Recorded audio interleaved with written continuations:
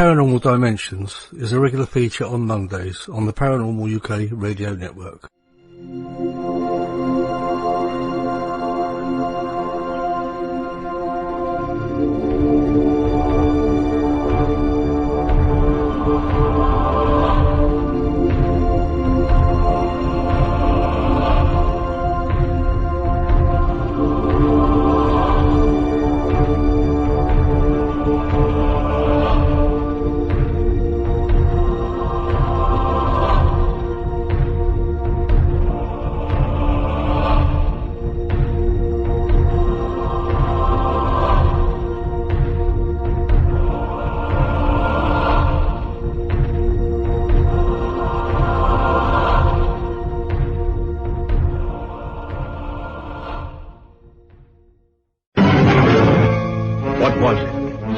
Didn't know, but dedicated scientists were willing to risk their lives to find out.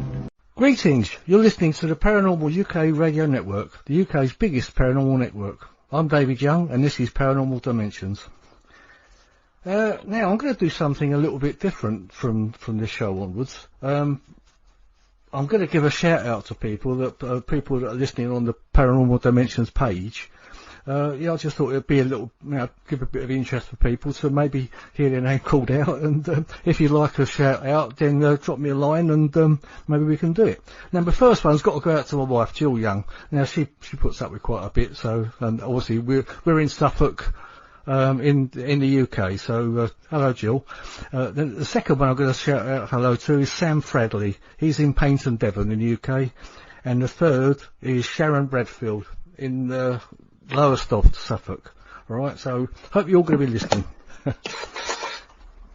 And if you heard a noise there, I think that was my guest. Right, now, we're going to be delving into another dimension of the paranormal.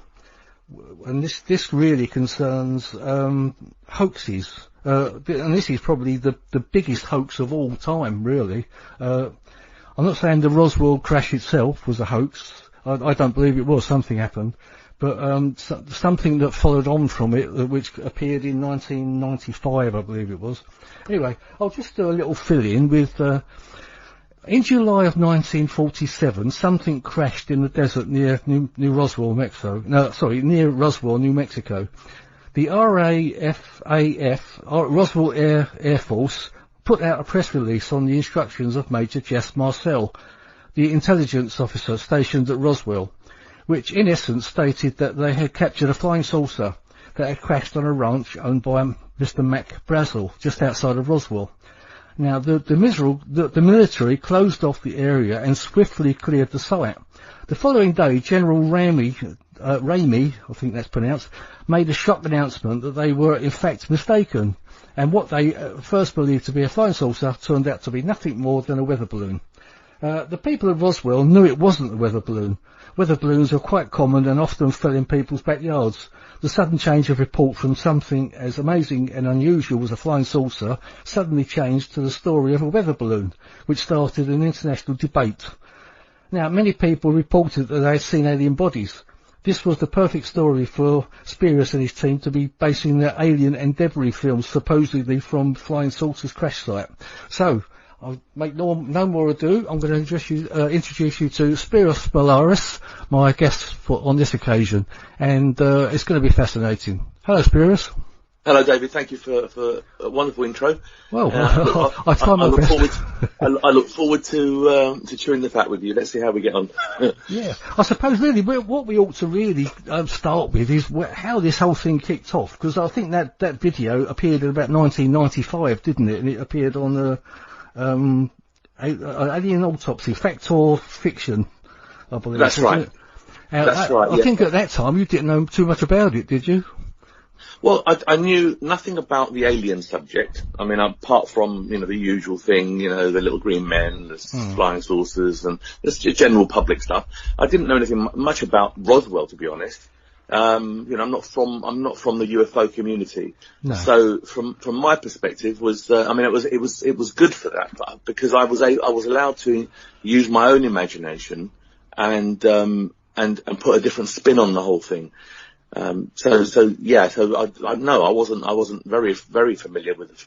I heard, I met a guy called Ray Santilli that you probably all heard about, and he's the first one that said he had some film of an alien autopsy that he got from a military cameraman who was in Roswell in the army. So that was the first time I've ever heard of Roswell. You know, it was a brand new subject to me. So from there on, he told me he had a film, and he didn't. He had a piece of video which was made in England in a farm, and very, very shoddy. And yeah, it was all quite not too good, apparently, from what I remember saying. It was known as the tent footage, and it was clearly not real. I mean, from the minute I saw it, I knew it wasn't real. And he tried to pass it off as real to you, did he? Yeah, but not only me. I mean, to lots of other people. And really, I think I was his test, because if he could get it past me, then he had a chance to get it past people that didn't know anything about anything. But the minute I saw it, I knew it was a video, a video shoot, if you like. It wasn't filmed on actual film. And that's a big giveaway, because it wasn't available in 1947. Yeah. So that suddenly makes it a fake, right? Yeah. Even I can see that. Yeah. Yeah. So that's kind of where it kicked off from that. Yeah. I basically thought, you know what, we can make this properly. But I was coming from a different place, you know. I wasn't out to scam anybody. I was, you know, I'm a bit of a joker. I'm a magician. You know, I'm out to have a little giggle now and again. You know, I'm the first one to do a little practical joke on people. You know, that's my nature. Nothing sinister. You know, it wasn't anything. You never thought it would blow up the way it did over many years. Not in a million years, no. And I mean, just a few days ago, I got a message on YouTube telling me how this is real still. And I know, it's ridiculous, isn't it? I know there's still people out there that still think it's real. Yeah. I suppose you've got to respect that, but at the same time, you know, you just sort of wonder why, you know. I mean, everything's been made so obvious to me. I mean, I've met you a couple of times, as you know. Yeah. And from what you say, it just makes common sense. I think these people are just not actually looking at the evidence for myself, really. Do you know what the problem is? The problem they have is, in any kind of case that you want to tear apart, if you're looking at something and you want to dissect it to pieces, excuse the pun, but you want to dissect it to pieces and you want to find, is it real or isn't it real? If you're just looking for that one smoking gun thing that makes it the definitive yes or no, then in something this complicated, it has multi-layers of elements that I've put into this. We were very, very careful, thought it out very, very well, and created a number of things in it, which to make it look real, you see. That was the whole point. Yeah. I mean, I have to say, it does take quite a bit to get your head around it, you know. Yeah. That's why I think that, I know you've given this talk quite a number of times. You must get quite fed up with giving it, really. But, no, not. But at the same time, I think it does actually take quite a few listens to get your head actually around the whole story, really, as to how this occurred. Yeah, I've had people come to my talks 2-3 times, and every time they say every time they come they hear new things, because what I do is I let the audience ask me questions and I go down that route. So it might not be the planned route, because all I have to do really is go from the beginning to the middle to the end, and what happens in between is so much stuff that if you started talking about, for example, elements of things in the room, then that takes us down a different conversation. If you wanted to talk about the people involved, that's a different conversation. It just carries on. But the thing that I was saying was, if you're looking to find the reason why this isn't real, it's not one thing. It's lots of little things. And the minute you accept that one thing is wrong, and then you look for the next thing, and then the next thing, what you suddenly realise is that you can't have so many things that are wrong and make this film right. Yeah. You know? So you're looking for the big smoking gun element, but actually it's not one little thing. It's the fragments of gunpowder on the person's gloves. Yeah. It's not the bullet. Yeah. You know? Yeah, I can see that. Yeah. If one thing's wrong, there's got to be a whole lot of things wrong. Yeah, I can get that. Yeah. Yeah. So a lot of people don't take into account when I say to them, for example, okay, let's run with the Santilli story for the moment. Okay, the Santilli story is that he actually got real 1947 film, and that it deteriorated and it became so bad that it couldn't be used. But he found these guys, myself and John, who recreated the things that were in the film that was deteriorated and made a new film. Okay, that's actually a lot better than what we actually did. If we did that, that's actually a bigger ask than to make it exact, because the next bit that he said was there are frames of the real film within the film that we made. Yeah. So that means that we've married up old film with new film, so it's seamless. Okay, that's amazing. That's amazing. I want to meet the guy that can do that, because I can't do that. You know, so that's the story that Santilli has put out there, and he's staying with it. That's he's living with that story. But where it falls down is, if that was true, and there was fake film and real film, then all we've got to do is find the real film, right? That's what we've got to do. Just isolate which is fake and what's real. And the way we can do that is by looking at items in the film that we know are fake, and then crossing off those frames. Okay? So if we do that, for example, the autopsy table is fake. And I've proven it's fake. I've challenged everybody in the UFO community and the public to find another table like that in history, anywhere in the world. Right? We've got Google, we've got Yahoo, we've got all the different search engines, we've got encyclopedias, and we've got the medical journals. There has to be another one that's like that, because you don't just make one. No, of course not. You machine up to make lots. That's what factories do. So, especially a metal item like that, you know. So my statement is, this is fake, I made it, and it's my design, which means that there cannot be another one in history, right? Past 95, before 95, there can't be another one. That's my standpoint. And lo and behold, no one's been able to find another one in history. So when I say to you it's the only one, well, I took a big risk, didn't I? Yeah. I mean, if you've got to be absolutely positive. Yeah, you're right. Yeah, you could have gone off and found one, and then there's me dead in the water. But that's not what happened. What happened was, I was very confident, very bolshy, in fact, right? So by putting it on the public and saying, there you go, find one, okay? And they didn't. So, and still then, they're never going to find one. And that challenge is still open, I understand. Absolutely, absolutely. Because I'm telling you, there isn't another one, I know for a fact. Therefore, I think it's fair to say we can cross off in 2019, we can say it's a fair bet that we can cross that off now. No one's found it in this time. Okay, so let's cross off all the cells that have an autopsy table in them. Okay, then it leaves us with a few frames, right? Then what we do is I made another challenge, and I said the autopsy had people wearing suits, and those suits I made and I designed, so they don't exist anywhere else in the world. Okay. I was challenged on that because some people said, "Oh yeah, but you know, maybe they're just not recorded. Maybe they're not." But there's a better part that goes on with this, right? And what that is if they were genuine fallout suits, then there would be an external air supply. If there was an external air supply, those suits would be pressurized. They would be full of air because no air can get out of them. Okay, so the air would go out of a tube, into a tube and out of a tube. So that's how you'd be breathing. So the actual suit itself would be pressurized, so it would be blown up. It would be like a balloon.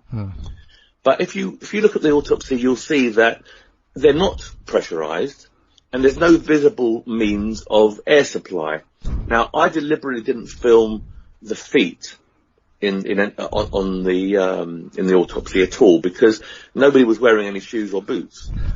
And it's just a bit difficult to make them, you know, so we had to make everything. So I thought, you know what, if I don't film the shoes, boots, they won't need to be made, and I can just save myself an awful lot of aggro. Yeah. But also, also, my get out of jail card is when somebody said to me, or wouldn't talk to me because I was invisible at the time. If anybody said that was investigating it, well, there's no air supply, then the answer is, well, it could be a hose attached to a boot. So you're not seeing the boot, so there could be, it's just leave it open, that there could be a hose, and therefore there could be an air supply. But that's only if you accept that the suit was pressurized, right? It had to be.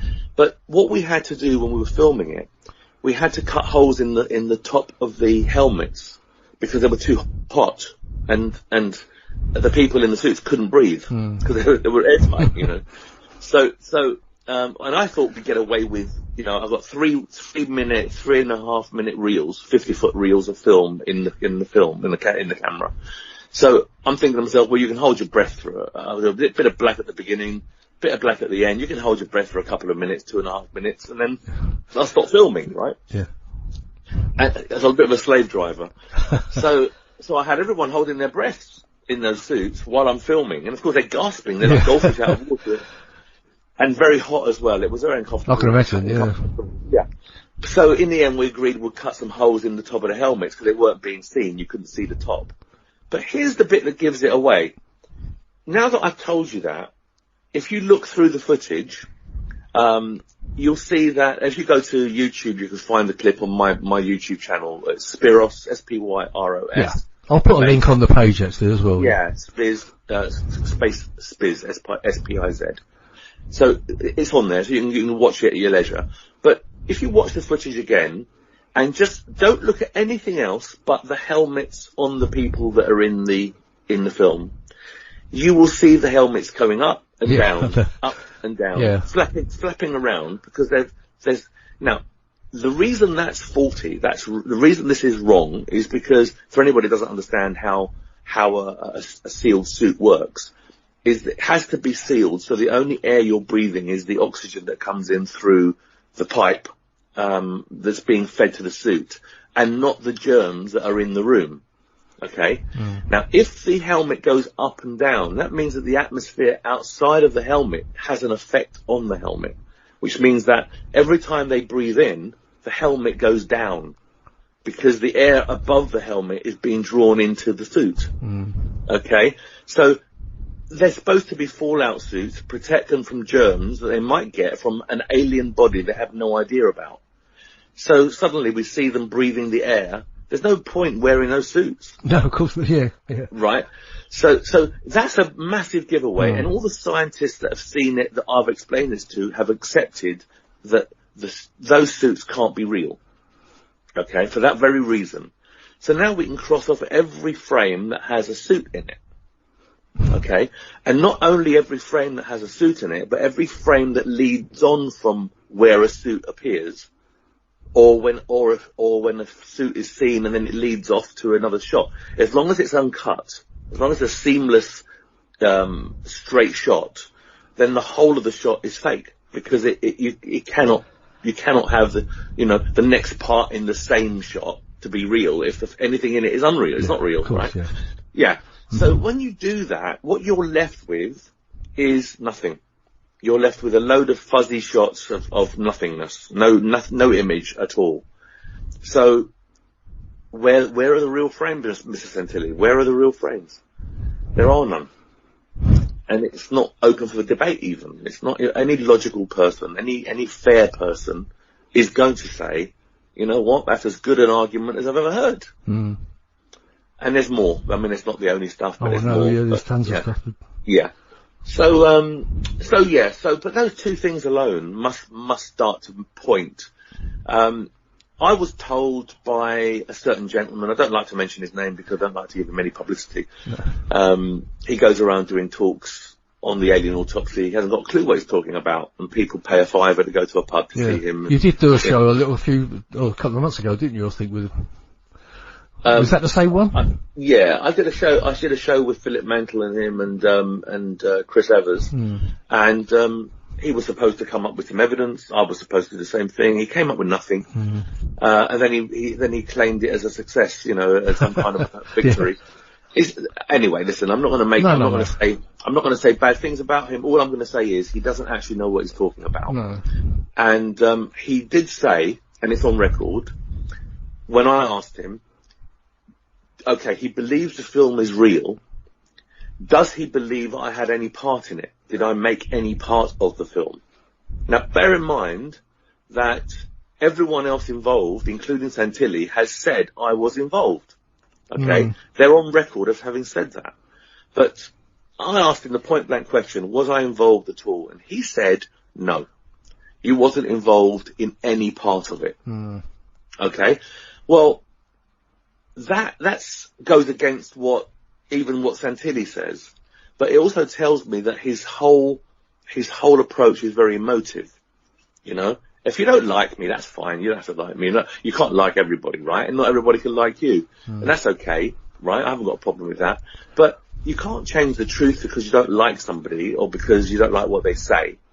The truth is the truth, you know, you have to argue with fact and with evidence. I think you get to a point with people like that. They've believed something for so long, they just hate to be told that they're wrong in the end. Don't they? You know? Yeah. And it's not even about being right or wrong. It's just about the truth, you know. Sure. When, I mean, you know, he can't understand how I can write to somebody who's showing my film and have it taken down, and why people actually do it, or why YouTube makes them do it. He can't get his head round that I own the copyright. He doesn't understand that on a legal basis, you know. But I suppose if we're fair, right? Because I like to do this, right? I like to do the fair thing because it opens up other arguments, right? But if we're fair, let's suppose this was a conspiracy and I was working for the Men in Black and the government. Let's suppose that was true. Then maybe I could have the government influence YouTube. Maybe, right? But how could I get the government to influence, for example, all the experts who've suddenly seen everything they didn't see at first, right? Yeah. So what they saw was a magic trick, right? They saw a magic trick, they saw the magic, and they said, my God, I've just seen a miracle. And then I've done what magicians shouldn't do, and I've shown them how I did it. And then they've gone, oh God, we've been had. We can now see how he did it, right? So those people who were adamant that what they saw were real, well, a lot of them are independent. They're, you know, I mean, see, if you use the conspiracy thing, you can talk about, are you familiar with Bob Shell?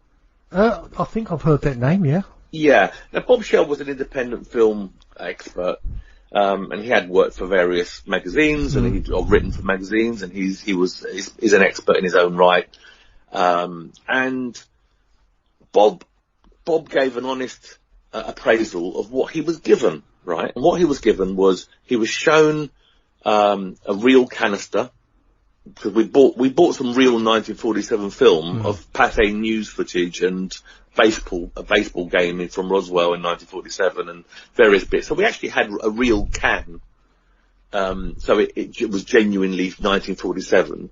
And we also had other film that we took the leader from, which was also genuinely 1947, and we spliced that to my original film, which was 1995. Yeah. It wasn't even Kodak film. It was Fuji film. Yeah. Right? So, but nobody knows that. Nobody's going to get. This is where it gets a bit complicated, isn't it? With this film thing, yeah. Yeah, but if you show them an alien on a piece of film, and then you roll it back into an original 1947 can, but then they say, well, we need some frames to check, and then you just play the game. I'm sorry, it's too valuable. I can't give you anything. Well, just give me a bit of the front, the stuff without image on it. I just need to check it for the year. And now you give them a bit of baseball game that before it starts, it's just a bit of black and bit of fuzziness. Because you know, when you put film into a camera, you roll it onto the camera, and the camera's open. So you do it under a blanket or in a black bag. Yeah. So no light gets to it. But if a little bit of light gets through, it doesn't take much. You get flashes of light on the little bit of film which is exposed, okay? Then when you put the lid on and you run the camera, the film in the roll that wasn't exposed to any of the flashes of light starts to record, and that's now clean. So every time you do this, you always get a leader from every roll, a tail end and a front end of blank. And that could be flashes, it could be just black, it could be just white, it could be, you know, all sorts of fuzzy shapes. So we gave Bob some of that clip, and he saw it coming out of a 1947 tin, which was original, from a film that had an alien on it, and he put one and one together and made 10. So he took the film that he was given, tested it, and he found it to be 1947 film, shot in 1947 and developed soon after. That was his appraisal, which is great, which is probably what the baseball game was. It was probably filmed 1947 and developed soon after, right? So now here's where the conspiracy thing lends itself a little bit more to going against what I say, okay?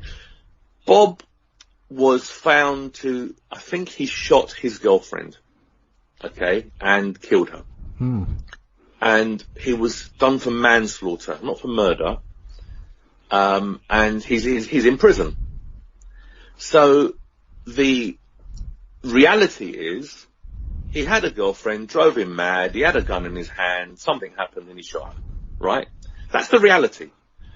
The conspiracy theory is they're trying to silence him. He was talking too much about the alien autopsy, so they stitched him up and they put him in prison. Right.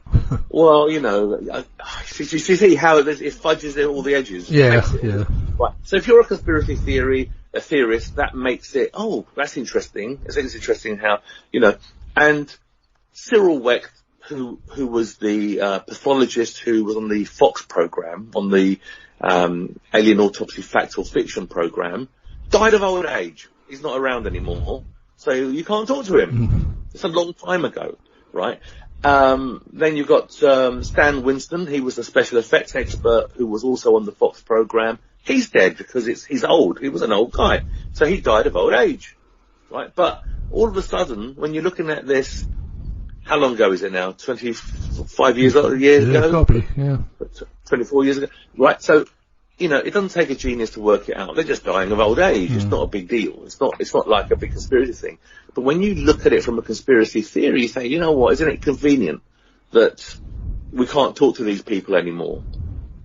And the only people that you can talk to are people like Clifford Stone, who I've called him a liar before. I don't do this often. I don't say things like that unless I'm 100% sure, because it's not fair, right?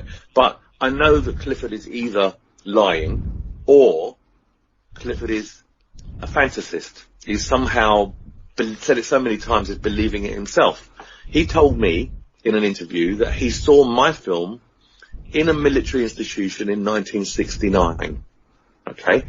So that's quite compelling, isn't it? And when I did the interview, you know, he told me about how he was tortured and he was interrogated and how, you know, they stripped him of his, you know, put him in prison and then no, in a mental institution, not in prison.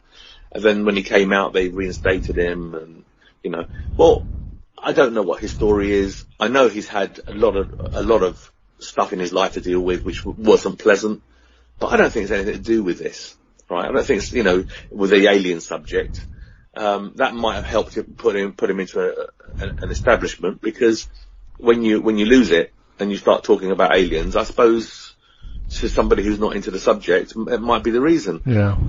But I'm going to call him either a liar or a fantasist. And the reason is because the film wasn't made till 1995. I know that for a fact. So whether or not you believe me or anyone else that's listening believes me is irrelevant, because the fact doesn't change, because I know, right? So if it's only for me, I know he's not telling the truth. So what else can I call him? Right. Well, if you can back it up with facts, then you know I don't see what else you can call. Yeah. So I'm saying, listen, I've got evidence it was made in 1995 because by mistake, not because you know, I'm actually to my worst it's to my detriment. It's the worst thing I did, really, in reality, although I would do it again because I'm a man of my own word. I'm an honourable person. If I say I promise I won't tell somebody, I don't, right? I'm a magician. I don't tell secrets. Right? But more than that, if I promise that this is what we're going to do, I do exactly what I promise. And I promised Santilli I would not discuss the alien autopsy until it became public domain, until he put it into the public domain, because until then it had to remain secret. So I did that, and I promised, and I gave him all the stuff that was in it, so none of my team could go to the News of the World and sell the story, because it was very valuable, you know. Yeah. One single picture was worth £20,000 at the time. So, you know, I was being very careful that none of us were tempted, because I know what human nature's like, and we gave him everything. But by mistake, and it really is a mistake, I had a tape on my shelf in my edit suite, which was direct from the lab where I had the film developed, and it's dated, and it's got footage in that was released, and that Santilli released as not with alien on it, but with the debris footage on it. And Santilli released that as real, you know, so you can't pick and choose. He released that as real. He released it all as real, you know. But the fact that I've got the lab, the label from the lab, my company name on it, the footage, and the actual cassette with the footage unaged, right, which is important. So I've got very clean footage of material that Santilli released, which looks very faded and old. Yeah. Right? So why would you fade? If you've got clean footage and it's genuine, why wouldn't you just release that? Right? You wouldn't want to just make it worse. Yeah, just to make it look old, yeah. Yeah. You'd only do that if you wanted it to make it look old because it wasn't old. Right? So I have got that, and I've held back for a long time on my book, and I'm teased about it by many people because they expect it every time we speak. Oh, when's the book coming out? You know. I was going to ask you that question later, but carry on.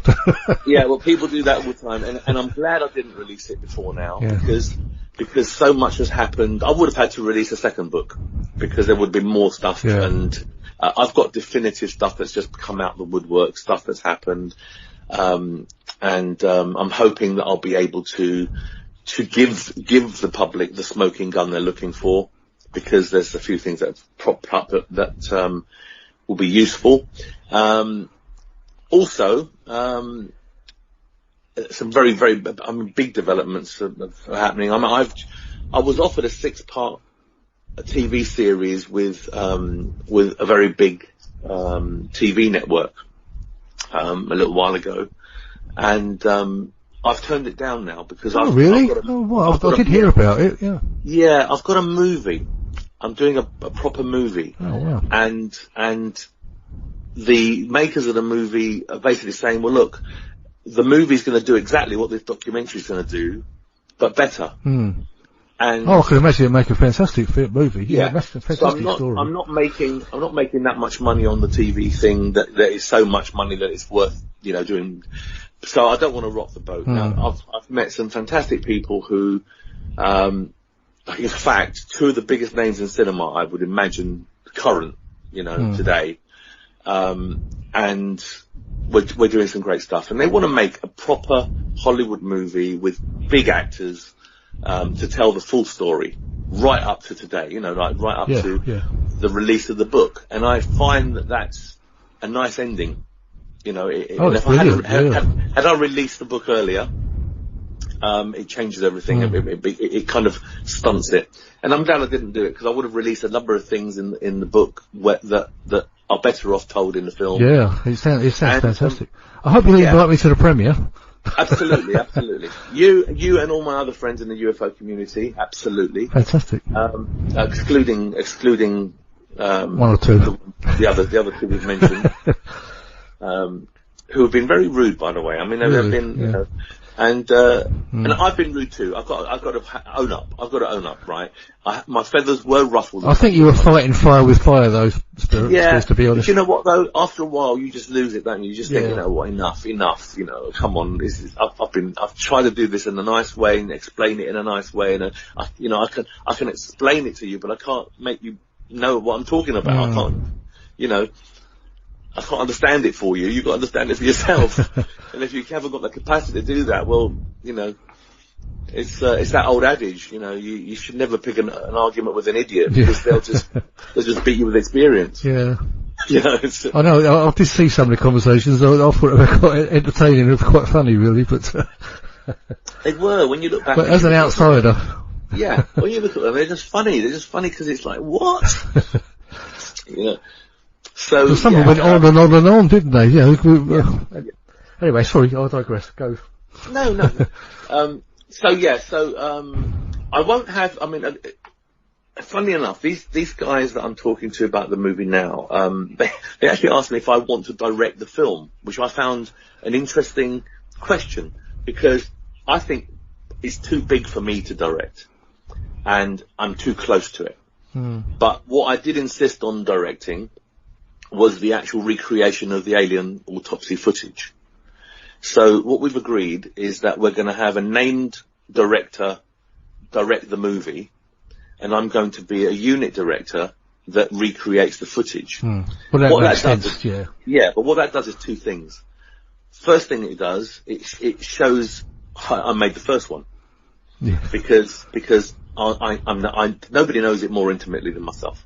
So if I translated it to somebody else, lots of people have copied the footage. Lots of people have made their own little spoofs, and they're out there, and all they do to stylize it, and it's not a difficult film to stylize because it's quite very, very simple. All you need is a little table, and you need a clock on the wall, and you need the autopsy table itself, and you need a window panel behind the, it's very easy to recreate the set and put a telephone on the wall, and you know what, you're nearly there. Okay, and as long as it's all white and a little bit wishy-washy, and you've got these guys in white suits, you've pretty much recreated it. But if you're recreating it religiously, you need to know lots of other things. Things that, if I sat down with you and we watched the film, I would point things out to you, and you go, oh my God, I never noticed that before. I never noticed that before. And I will show you lots of things that only I know.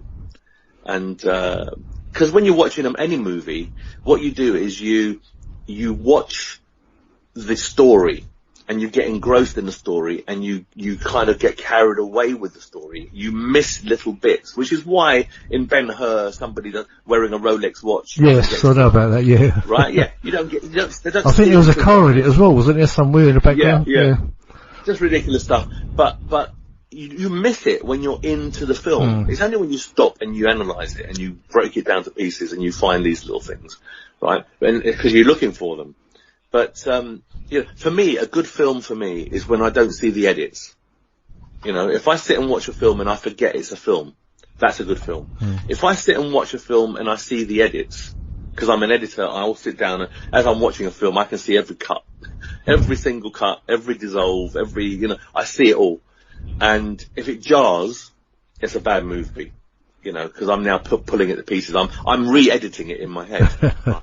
So you can't get into a movie if that's what you're watching.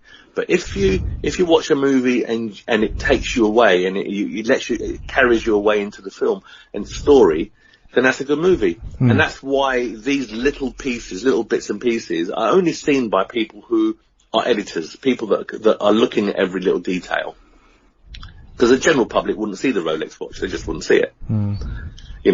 So, again, I can show you a number of things, not mistakes, but things I put in there which I didn't actually need to put in there because it was overkill. I put things into that film in case they were seen, because I don't know what I'm going to film. Because when you film with a modern camera, you can actually see through the viewfinder, through the lens. So what you see is what you're filming. Okay, with an old camera, the viewfinder is a separate tube that you see through, and it's situated a little bit away from the lens, maybe a little bit higher above the lens. And what you're looking at isn't necessarily what you're filming, because the lens is a different tube, and it's recording a slightly different part of that frame. Yeah, I get that. Yeah. Okay, so if you're shooting, say, a tight shot, and you're trying to cut something out, well, on that kind of film where you're not looking through the lens, an SLR camera, you would actually see bits you didn't intend to be seen. So I had to make sure I had lots of things around edges and stuff, so I didn't have to cut anything out. I didn't have to worry about if you saw something, because if you did see something, it would add to it rather than take it away. You know, I put for example, Bakelite electric outlets in 3 places in the film. You only get to see 2, right? So the other one was for nothing, right? But when I bought them, I put out a feeler in America. I needed some 45 to 47 electric outlets, and they're Bakelite. They're made out of Bakelite, and they found 3 as a parcel. So I bought the 3, and I thought I might as well use it. You know, I've got one for the clock, and I've got one to the right hand side of the autopsy table, and you momentarily see that come into shot. So I'm going to jump in. Does that mean that all this stuff will actually be used in the movie, or is that going to be, or is it all gone? Well, it's all gone, but in the movie, because we don't have to worry about people scrutinising it whether or not it's real or not. All of this stuff can be made. Oh, I see. Yeah. Okay. So those props that we can't buy, we can make it. You know, but in a movie, no one is going to say that clock isn't a genuine 1946 No, of course not. No, clock, no, right? Sense. If it was a clock that was from the 50s, right? No one cares, because nobody's scrutinising the film anymore. What they're doing is they're following the story. Right? We'll try and make it as spot on as possible, and I think we'd probably be able to get away with, you know, all these things are still available, they're still around. Yeah. I dare say they'd be more expensive than they were at the time when I did it. Well, obviously you'll be pointing out in the film the things that people will be looking out for. I presume. Oh yeah. Yeah. That's yeah. What you're going to see actors playing the role of myself, John, my ex-girlfriend who was the nurse in the film. My partner Greg Simmons, my brother Peter, who helped with some of the set, and all the different people that were involved. So all these people from different walks of life, even the butcher, loads of different people that were they didn't know they were involved. You know, all these people will be cast, but unlike the Anton Deck film, which I call it the Gary and Ray show.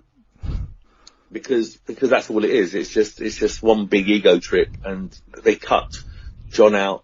You know, they made John an elderly mannequin maker who was dating the old lady. It's just nonsense. The whole thing was just nonsense. You know, they made me a kebab shop owner, a Turkish kebab shop owner who does wedding videos on the weekend.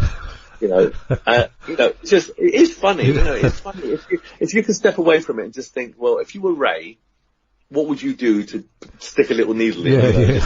You know, they made Volker a gay man with a black boyfriend and an arms dealer.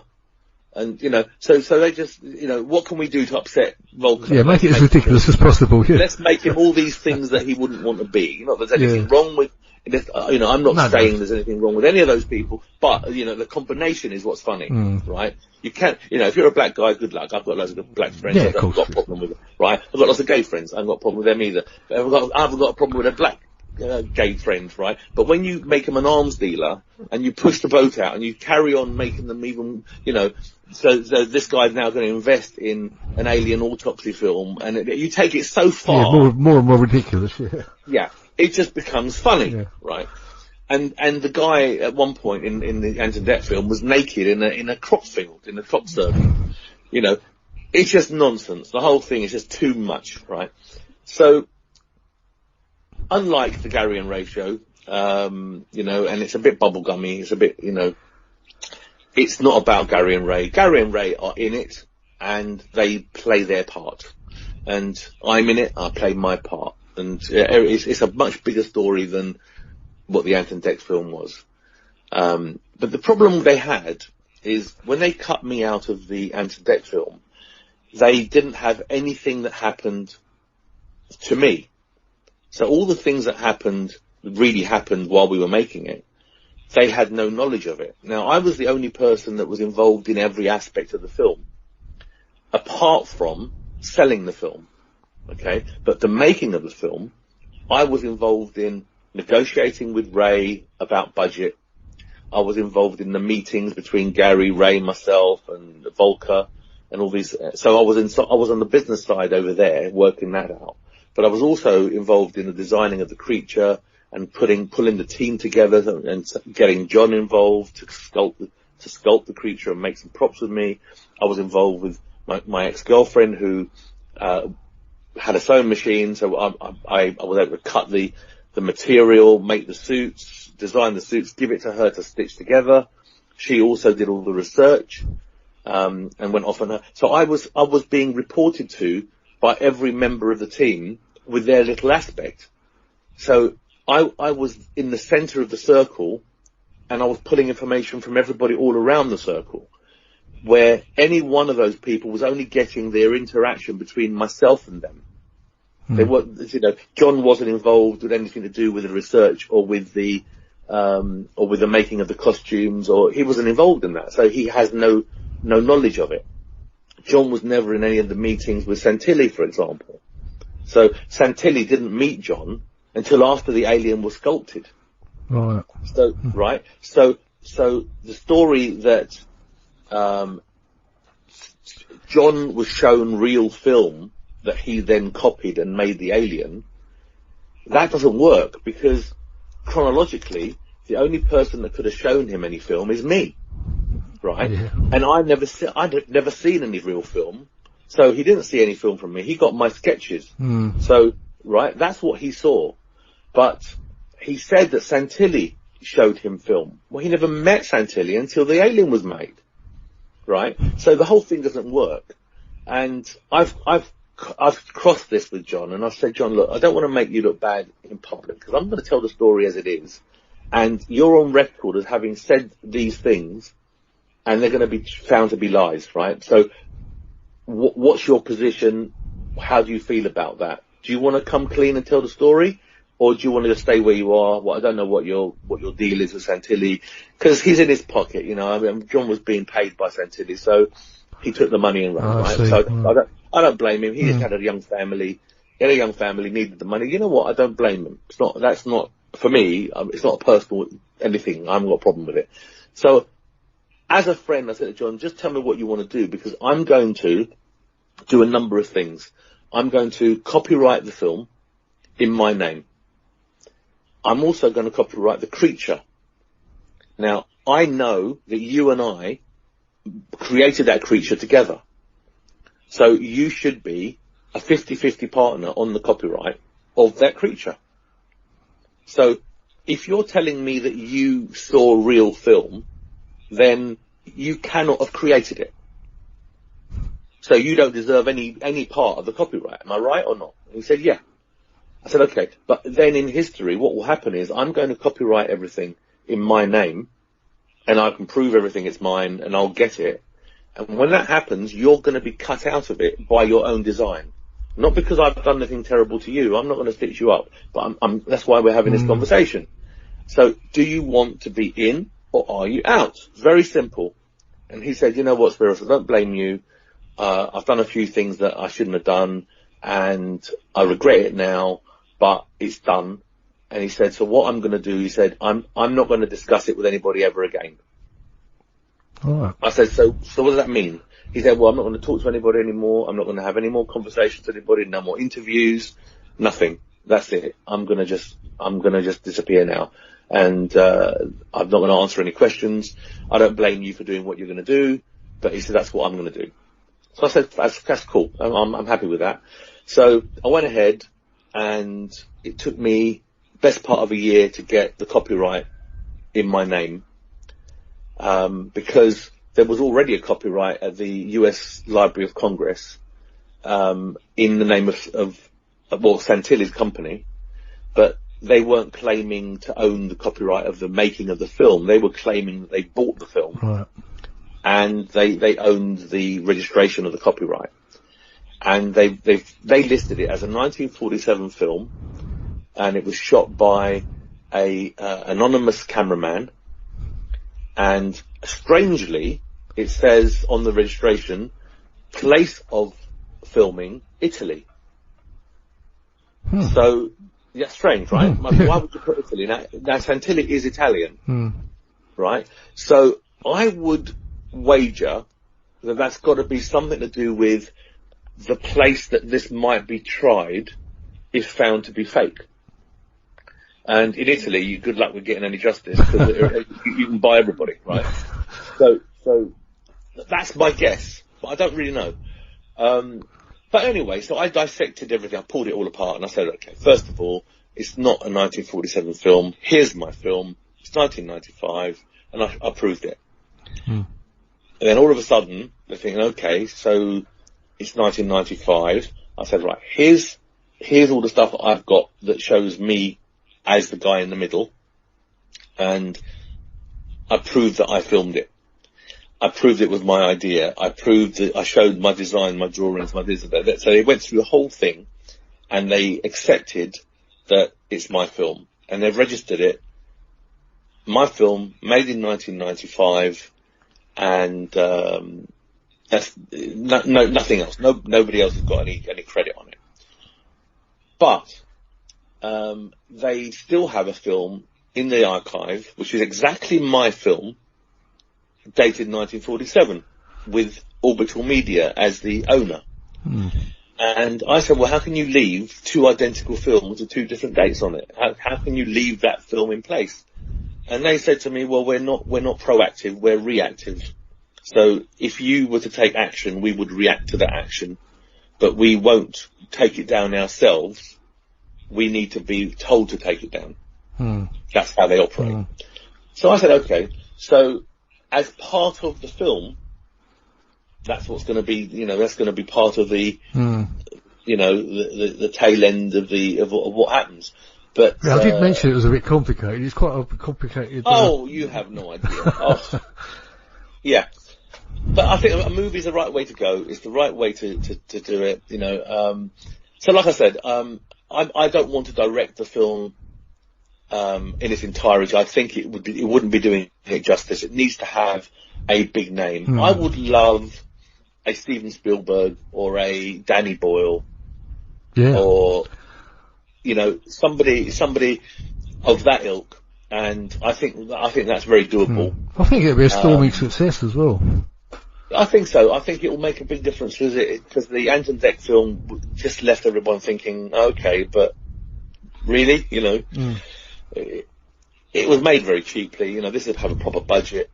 I have made one request, and that's the only request that I've made, apart from me directing the autopsy footage as a second unit, is I've insisted that Danny DeVito plays Ray Santilli. Is up for it? You know what? It has to be, right? You got to do something. 'Cause I can't be living with this, Turkish kebab shop owner. That's quite funny. That does wedding videos on the weekend. Yeah. Yeah, that's quite funny. Yeah. It'd be funny if he signs up for it, wouldn't it? Well, you know what? I say it's not my call. Who plays who? No. People have asked me, well, who's going to play you? Well, you know what? As long as it fits and it's right, I'm not. I don't. Was it Brad Pitt or someone like that? Yeah, that's it. That's the obvious thing to say, isn't it? But you know what? No, I'm more of a realist. And if Jack Black was a bit younger, right? Because don't forget, it's me 25 years ago. Right, so if Jack Black's too old, but Jack Black would have been ideal. He would have played the role very well. But it needs to be somebody that's going to play the role. Simon Pegg would play John perfectly. Simon Pegg is the right guy for John. Again, he's now a bit too old. The younger Simon Pegg. Are you familiar with Simon Pegg? Yes, yeah. So I've got my ideas, but you know what? I'm not putting the money on the table, so. No, I suppose you're apt to make suggestions and things, I presume, and then they see if they're free and they can get them. Yeah. Yeah. So I'm going to tell people who, I'm going to tell the whole screenplay will be written again, so it'll be written from my book, and dramatized. So there'd be lots of subplots, there'd be things that, just to keep it interesting, because it wasn't just about making Alien Autopsy. What was my relationship with Santilli? What was my relationship of course, with it's a big story, Yeah, there was my relationship with my girlfriend, for example, at the time. There was a little subplot there. My relationship with John and the twins, and, so there was lots and lots of little subplots which explains why this team was so tight. Right? Because we were very, very tight, and that's where the trust came from. Yeah, there's quite a few different characterizations as well to be thinking about, isn't there? Yeah. And the qualifications of those people, to say that I filmed this because I was qualified because I did wedding videos on the weekend is not, it's not an insult to me or wedding videographers. That isn't the issue. The issue is, it needed an expertise on a number of levels. Not that I'm a great expert in anything, but I have experience in various things. I've from the age of 6, I've been filming on cine film, right, on cameras, on film cameras. I had the very, very first non-linear edit suite. That's a computer editing suite. I was one of 3 people in the UK that had one. BBC was the other, and there was one as a company, Castle, in Ireland. These are the, I'm a major player in a lot of areas that nobody knows about. So when I look at doing this, I've got experience in prop making. I knew John, who was doing film special effects on a very high level. So I had access to so much information and stuff that if it wasn't me in that seat, it wouldn't have been the same film. And if it wasn't John making it, wouldn't have been the same film. And if it wasn't my ex-girlfriend doing the research, it wouldn't have been the same film. So you pull all this expertise together, and by some freak of nature, you've pulled together an impossible team. And that's how it worked. And I think the subplots of the relationships of everybody are very, very important. As important as pulling the thing off, because it's the reason it happened. So where the Ant Dec film failed was they only had the perspective of Gary and Ray. And obviously John was involved, because I don't know if you know this, but John sculpted the alien that was in the Ant Dec film. And he phoned me and said, look, have you got a problem with me doing this? Now, that was the first time I heard the film was going ahead. Because I was asked if I wanted to be a part of it, and I said, no, I don't think we should do it. And because it was, they positioned it that we were doing it for fun. And it was the first time we were going to reveal the truth. And the whole idea was that we would make our money by revealing it. It wasn't by selling it. I had no idea until he was selling it all over the world. I thought he was giving the footage, and people were making programs about it, and then we were going to then make a new program to say, this is how we did it. Right? I remember you saying about how surprised you were to one day be sitting watching the television and somebody told you about it. It was on a different channel or something, wasn't it? Yeah. And different countries, in different languages. And I just thought I couldn't believe that when I found out he was selling it, and for the amounts of money that he took, and I thought, no wonder he didn't care about the big reveal, because he'd rather not reveal it, because he's made loads of money. So that made sense after the event. But I was, people said to me, a lot of people asked me, why didn't you speak up before when you found out he's selling it? And, I didn't find out until just before the Ant Dec film that all this was going on. But more importantly, I was signed to a non-disclosure agreement, and a promise that I made that I would never reveal it until it was in the public domain. And the story that I was being given by Santilli, and stupidly, I just believed it. I say stupidly, I'm not a stupid person, but you know what, when your friend tells you something, you believe them. They're your friend. They're not, you don't know what they're doing behind your back. So, when he said to me, people are ripping it off and we're being ripped off, and, we can't sue them because if we sue them, all that's going to happen is the judge is going to say, well, this is a genuine military film, and it's not yours anyway, so how can you make a claim on it? And it kind of, I thought, you're right, we shot ourselves in the foot. You know, I bought it, just bought the story. Little did I know that he'd registered it as a genuine 1947 film, and he was selling it to everybody. So, whether or not there is a legal issue with the registration of 1947, I'm not going to say anything on this program, which is going to point the finger. No. But I would kind of wager that there's some wrongdoing here. And that will come out in the wash, I would imagine, and we'll see how that pans out. Certainly, but yeah. I don't think you can say on a public, on a government website, I don't think you can say something's 1947 and it isn't. Oh, it's got to be, it's got to be, yeah. I can see exactly where you're going. Yeah. Yeah, and then sell it to somebody on the back of that registration. Oh my so God. I would imagine there's something wrong there. Yeah. So we'll see how that pans out. I think we were talking about John Humphreys, weren't we? Or you were saying about maybe he was going to sign off any further interest in his dummy creation. If you would call it that. Yeah, he hasn't so much as signed off interest. What he's basically said is, and he might change his mind, you know, you never know. Yeah. But he's basically, his position at the moment is he's not going to take any interviews, he's not going to talk to anybody. He's just going to lay low. Yeah. And I've got to respect that, and you know, don't blame him. But he might change his mind. You never know. I mean, I gave it some thought today. I thought maybe if this movie makes an awful lot of money, it might be on your ear hole to say, "Oh, that was my dummy." No, well, it isn't his dummy. That's the thing. I don't like calling it a dummy. No, I don't know what to. Yeah. I know. Well, it is a dummy, but it's a lot of other things. I mean, sure. Yeah. But I just think dummy sounds a little bit too. No, it's an alien model.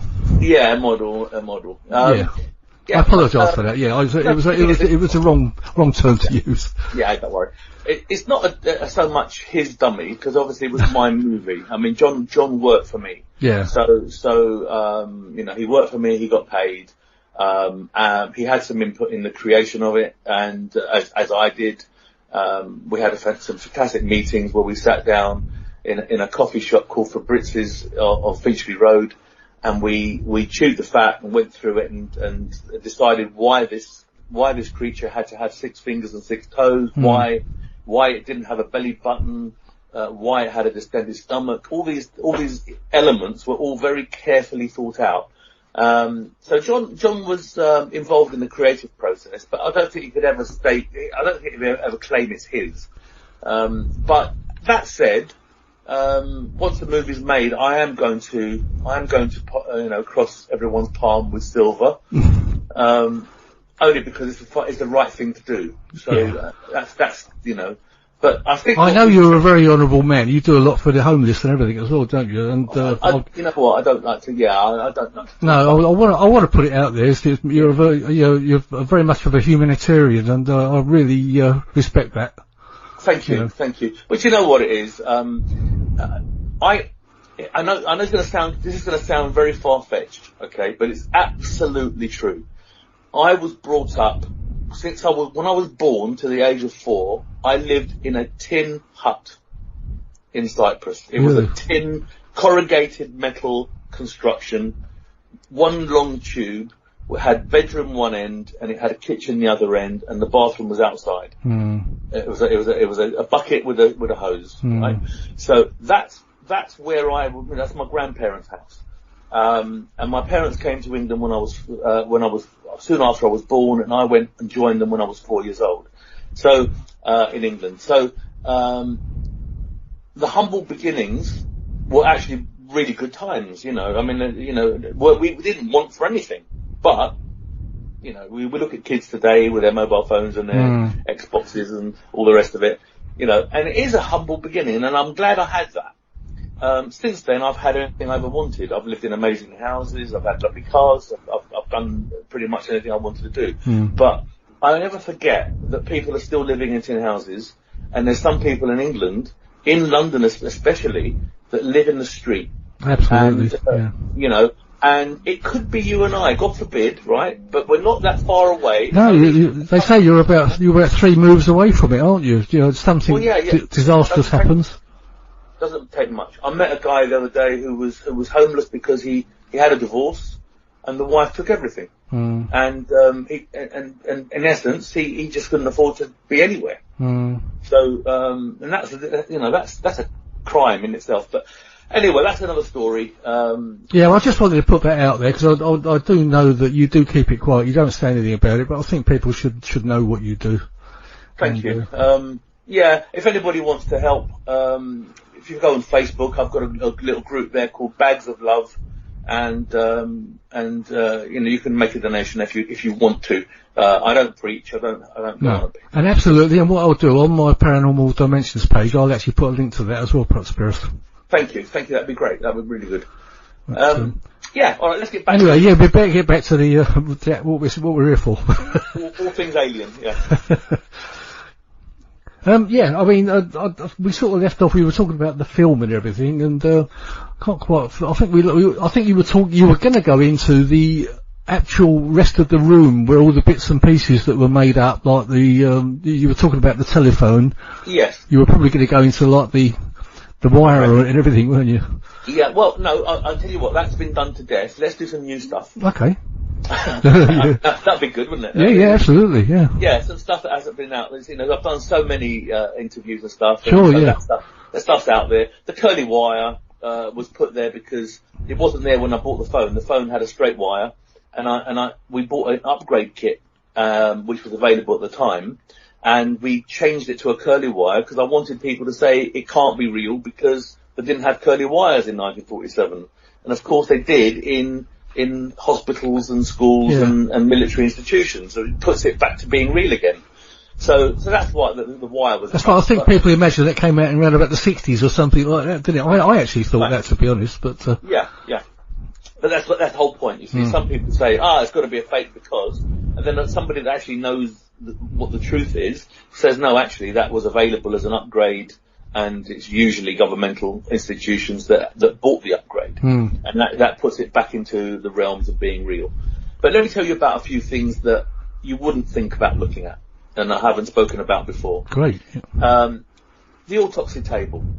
Okay? What that is, it's made out of, these poles that you have in the streets that people put up for sale signs, estate agents put up for sale signs. Well, I went out to, there was we made the set in a house in Camden Town, and outside there was one of these lorries, the flatback lorries that had all these for sale signs on it, and the guys were putting the for sale signs up onto houses or removing them. So I needed some wood, so I went out there, and I said to the guys, I need about 50 lengths of this 2x2 wood that you've got there. Can I give you some money for it? And they said, well, no, not really. We're not really selling it. I said, well, look, if you want to sell it to me, I'm happy to give you some money. But if you don't sell it to me, when you leave, I'm going to take down all the ones you just put up. and I said, and then I'm going to get them for free, and you're going to end up putting them back up again, right? And I said, so I'm just saving you the trouble, and I want to give you a bit of money in your pocket. And they said, well, how many do you need? I said, well, I need about 50 lengths. And they said, well, we'll give you 40. So I got 40 lengths of these 2x2 from them, and I gave them some money. And I built the set in the room by making a frame out of it. But I also made a frame for the autopsy table with the same wood. Right. Now the problem, of course, is that now I've got an empty frame and I need to cover it, but it needs to be metal. And there was a car repair shop called Morelli's, which is under the bridge on Camden Road. It's not there anymore, but it was very well known at the time. And they sold sheet metal, steel, in the length of 6 foot by 4 foot. And so I ordered a sheet of this stuff, and they delivered it. And my dilemma now, of course, was an autopsy table would be at least 6 foot long, if not longer, because you've got all sorts of sizes of people. This is not made for an alien; it's made for a human being. We'd have to go to about 7 foot, I would have thought. That's right. Yeah, so they'll be big enough to put a guy who's 6'4" on it, for example. So I thought, okay, well, I've got to cheat it because I've only got a sheet of metal which is 6 foot in length. Okay, and so what I did was I made the table, which was 5'6" and the overhang, the flat part at the feet end was 4 inches. So I could afford to bend over 4 inches from the 6 foot, and I had 5'6" going to the back. Okay, and because it's film and angles and the way you film, it looks a bit bigger than it really is. But the problem that I had was it didn't go right to the back, because I could fold it over to the front and make it look nice at the front, because I needed to make it look like a solid metal table, you know. So what I did was I took it up to the back and it just folded over like a half an inch over the lip. So now that I've told you that, if you look at the footage and you go to the section where we're storing the skull cap off to remove the brain, if you look at the back of the table, don't look at anything else, just look at the back of the table, you will see the wooden part and the metal folded over. Okay? Yeah. And of course you're not looking, because you're too busy looking at a brain. Yeah. You're not looking at the back of the table, because you've already bought that it's a real table. So there's nothing to see here, right? But now that I've pointed that out, you're going to go now and look at it, and you'll see, actually, that's not the most tidy job in the world, and it's very clearly homemade. Yeah, because obviously your eyes are going to be focused on that brain, aren't they? Yes, that's right. Yeah. You're all eyes fixed. You're watching, what we did with the brain was, which was a nice little effect. What we did was John sculpted a mold, which was the shape of the actual brain, the whole brain. But what we did was we layered, we did it 2 times actually. We did 2 autopsies. The first one we did it with raspberry jelly, but it was too dark. So the one we know and love as the alien autopsy today, we used gelatin. So what we did was put a smear of gelatin into the mold, so that you got a layer. And then we put 2 sheep's brains side by side, which we thought would be quite snazzy, because 1 sheep's brain's too small, and if you use, for example, a pig's brain or a pig's brain or something bigger, you'd end up with a more human-looking brain, and that wasn't any good to us. We needed to go away from being human. So the 2 sheep's brains side by side gave it an unusual shape and size, and it was clearly not a human brain. So we put the 2 sheep's brains in, and then we covered the whole lot in gelatin. But that in itself wasn't good enough, because if you're familiar with jelly or gelatin, if you make something out of a jelly, if you try and pick it up, it falls to pieces. It breaks. And of course we had to pick it up to put it into the head, into the skull. Because what we did was we cut the skull cap off, and then we hollowed the head out, because it's full of foam. So we stopped filming, hollowed the head out, put the brain into the head, put the skull cap back, started filming again as if we were just finishing off storing, and lo and behold, it was inside the head. But of course it wasn't there all along. But in order for it not to fall apart, what we did was we covered it in latex. So there's a skin of latex around this gelatin molded brain. Once we put it in and you've got this latex skin, you've got this wonderful effect where the surgeon is able to pierce the membrane, which is the silicone skin, and it looks like it's a membrane of skin around the brain. It's beautiful. It's a lovely effect. It is, yeah. Yeah. So, and it's as simple as that. That's all that was. So you're looking at all the membrane being open and the brain coming out and the bits, and being placed on the thing. You're not looking at the autopsy table. But if you look at it now, you'll see the autopsy table clearly isn't solid metal and it's homemade.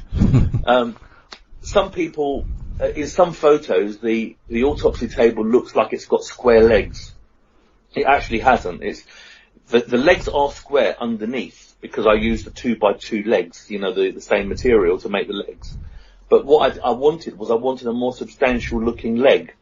So it looked like a factory made thing rather than a spindly piece of wood, So what I did was I went to the local carpet shop, and I asked them for the cardboard rolls that carpets are rolled onto.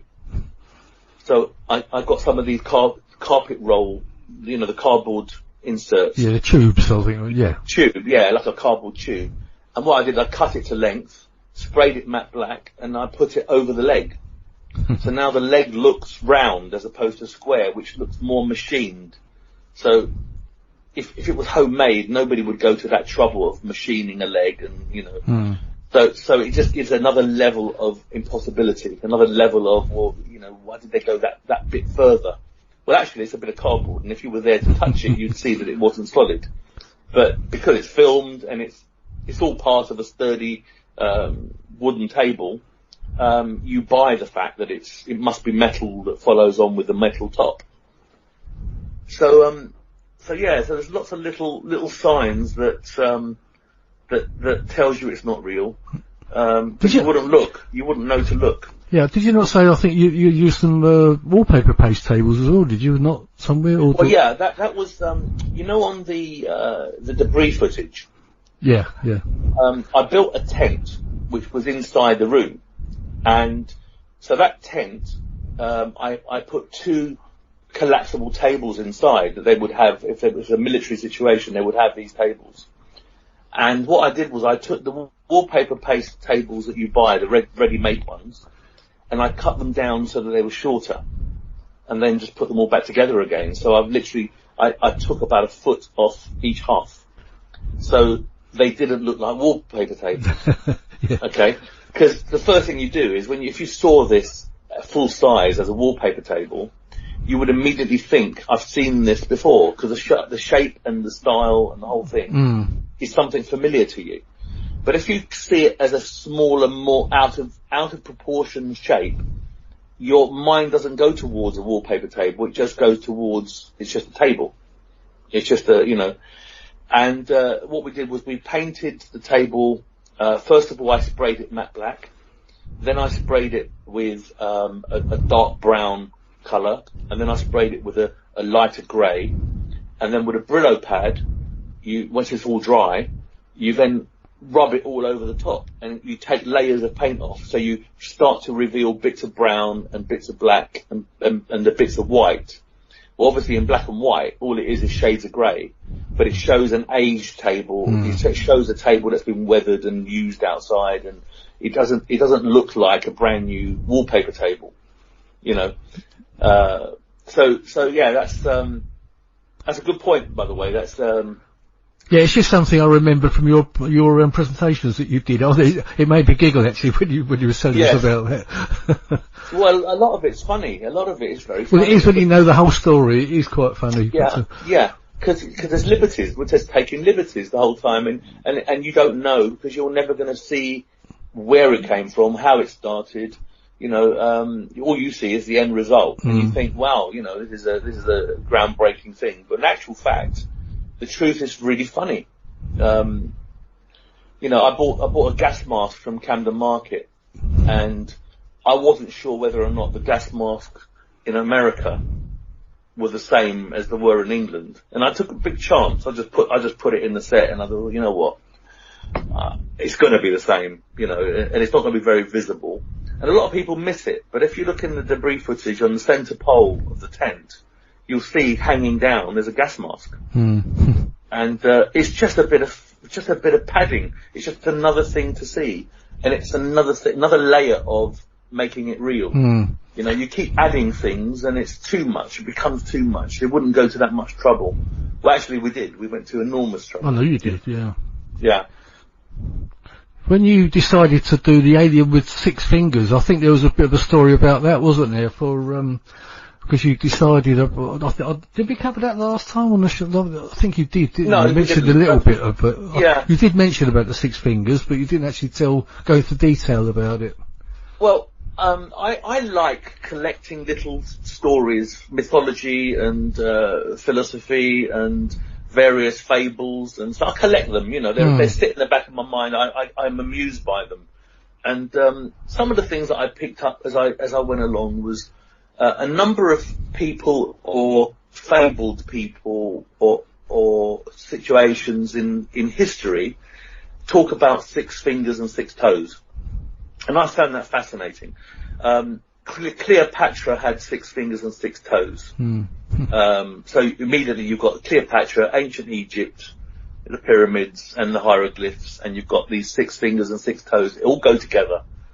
Then you talk about the fallen angels in the Bible, the fallen angels that were put on earth to look after Adam and Eve and Adam and Eve's children. These angels had 6 fingers and 6 toes, and they fell from grace when they procreated with Adam and Eve's daughters. You know the story? I'm not sure if you know the story. Yeah, roughly, yeah. So, what would the offspring be? You know, that was a big question for me. I thought, okay, these angels who are giants and 6 fingers and 6 toes, have babies with humans. I wonder what the baby would be. You know, would it have 6 fingers and 6 toes? Would it, you know? So that's a nice open story. Then I found out later as well that there are carvings in with American Indians on totem poles and in caves and all sorts, and there are giants who in the drawings, in the cave drawings and stuff, they're these giants that are running alongside buffalo, and they pick up the buffalo under their arm. That's how big these things are, but they're human looking, you know, and they've got 6 fingers and 6 toes. Okay, so around the globe we've got lots of stories about 6 fingers and 6 toes without the internet and without all that communication. So no one's talked to anybody about it. So it's not like the American Indians have spoken to the Aztecs or to the ancient Egyptians or people in Jerusalem that wrote the Bible. You know, all these people, they couldn't have. Yeah, I know that does fascinate me actually. How they actually, civilizations are so far apart that they couldn't have influenced each other, could they? Really? Yeah, they either had the same idea, the same fairy story, or something's influenced them. But if you go one step further, right, we talk about biblical times and stuff. Remember Samson and Goliath? Yeah. The story. Well, Goliath had 6 fingers and 6 toes. The giant Goliath. Yeah. So there's lots and lots of things in history, people in history and creatures in history that have 6 fingers, 6 toes. So I thought, if we're going to a advanced creature, somebody from the future, they wouldn't have 3 fingers and a claw, which is what most of the eyewitnesses said they saw when they saw aliens. They've always said they had 3 fingers. And you know what? That's a bit jokey, and it tells me they've made it up. In my head, I don't know for a fact, right? But in my head, it sounds like a made-up story because they haven't thought it through. What should we do to describe an alien? I know, let's make it green. That's a jokey thing to do. Let's give it antennas on its head, and big black eyes and 3 fingers. You see, already this is a ridiculous creature. It's something that somebody who's not educated. Yeah, when you think about it, you couldn't do much with like that, could you? With your fingers like that. No. It's not advanced. It's going backwards. It's becoming a chicken's foot.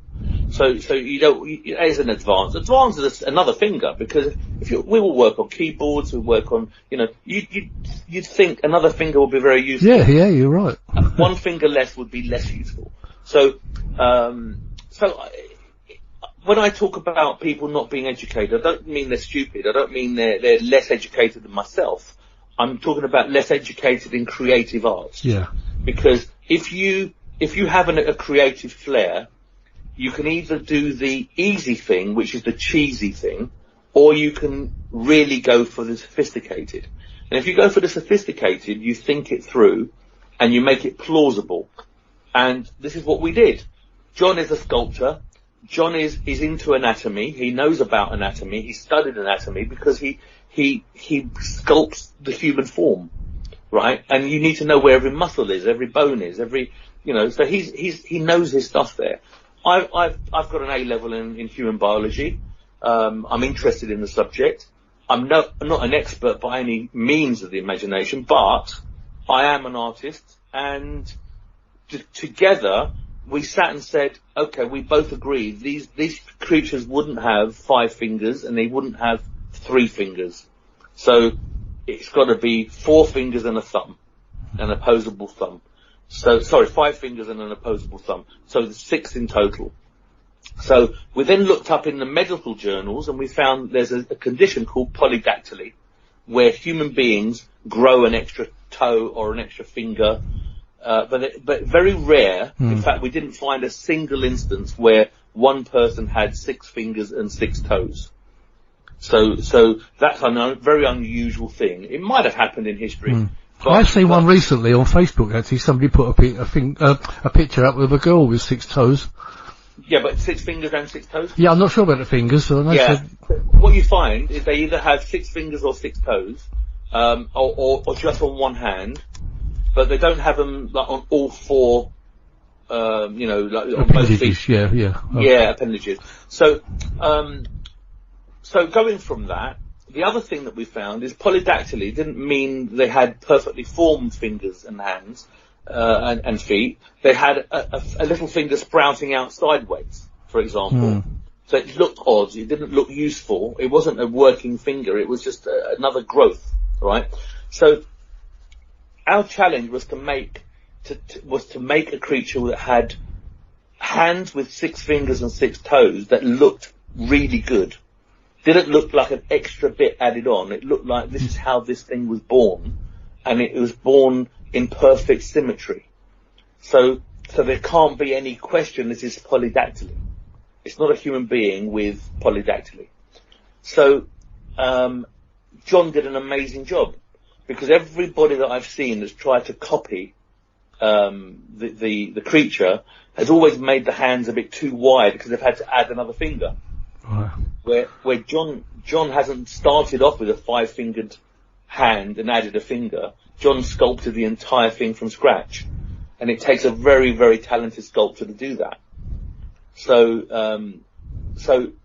that scores a lot of points, because the organic quality of the sculpt was so good that it looked real. It didn't look like somebody's added a finger, or it's it's a bit jokey, a little bit. It was important that our creature was sinister and not cuddly. And I don't know if that makes sense what I've just said. Oh yeah, it does. The Anton Deck alien doesn't look sinister at all. It was made family friendly, so you could have a younger audience watching it, and there wasn't nudity like ours. There's nudity. You actually see a vagina. You see, where the Anton Deck one was a bit tamer. Because it was colour, it was pink. It was made to look a bit more friendly. It actually had a bigger head, so it became a little bit less sinister. The eyes were friendlier, Yeah, more cartoony, I suppose. Yeah. I call it bubblegum. It's just a bit of bubblegum. Where with us, it was hardcore, sinister. This is scary. Yeah. And it was important that happened, because when you're making a film about an alien, you run the risk of it being jokey. Because it's just got to be funny. It can't be serious. If you look at what Steven Spielberg did with E.T., he made it cute. Because it's for kids. If he made it sinister and scary, it would be a whole different film. So what we wanted to do is to make something that looked like it could hurt you. Looked like it could have an ulterior motive. Looked like it could be aggressive. Looked like, it was quite powerful. So we didn't go for the little thin neck that holds a big head. That didn't make sense. Anatomically, it didn't make sense. So we needed to make it of quite a strong neck, to hold this big head. Otherwise, it doesn't make sense. You'd always get people arguing, well, how do we know what's in an alien's head, and how do we know how heavy it is? We don't. But if you're starting from scratch and making it up, you might as well make it up and make it believable. Right? That's the bottom line. Is if you make it too sci-fi, you could go off the other end of this is just not believable. It's not credible. So the 6 fingers and 6 toes were credible. And when you start to scratch the surface and say, well, hold on a minute, the eyewitnesses said that they saw 3 fingers and a claw and a thumb. So this one's got 6 fingers. So how does that work? Well, the double whammy, of course, is that why would a hoaxer go against what the people said they saw? So it's a double bluff.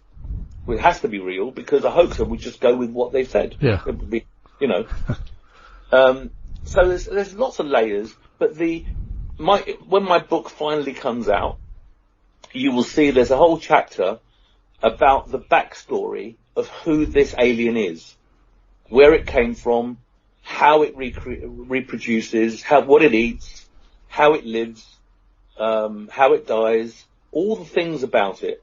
So because I had to write that story before I filmed this alien, because although it's a dead alien on a table, everything about it before it died needed to be true in the dead body. Okay? So when you're cutting it open, when you're looking at it and inspecting it and trying to find any semblance of order, you need to have something tangible to fall on. And experts would either pick up on these things or they won't. And that was the gamble we took. All these things about the six fingers and 6 toes, very few people picked up on the fact that, hold on, that this is quite a common thing in ancient times. So is this us from the future, but the same us that was visiting the past?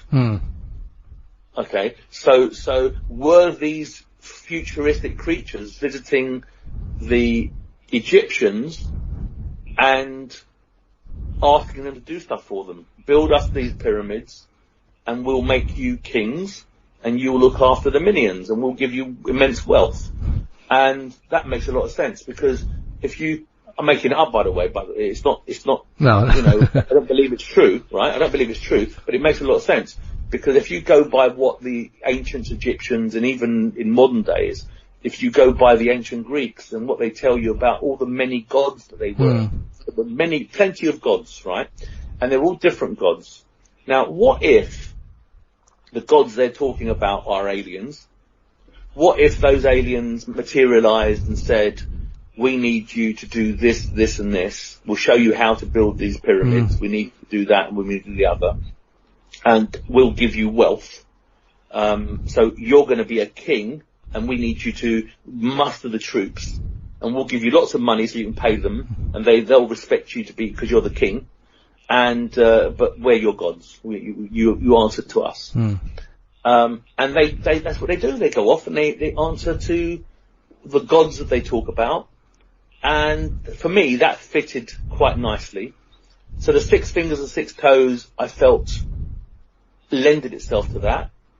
And then I had this issue where I still don't believe, and this is me, by the way, and I don't, I'm not going to go against anybody else's beliefs, but I don't believe that aliens are visiting our planet. Right. I don't think they are. And I'll tell you why I say that. I've met too many people that have told me they've seen aliens and they haven't. I've caught them out that they haven't. Right. Okay, so I don't know who to believe. Then I speak to scientists who tell me, and if you do these, you can just do a very, very easy research yourself, and you'll find that we haven't found life in our galaxy, and that's hundreds of light years away, right? As far as we can go, we haven't found life. So it's got to be beyond that. I'm not saying they don't exist. I'm just saying I don't think they've visited our planet. And the reason I say that today, they might have done in the past because they may have lived nearer. Let's make up a story, right? What if aliens lived on a planet nearer to us that was habitable at that time, okay? And it wasn't going to be habitable. They knew it was about to self-implode or something was going to happen to it. Water was going to run out or air or whatever it is they needed. And they are creatures like us that need water and they need nourishment and, So they came to the nearest planet. And that's possible because we weren't traveling in space at that time.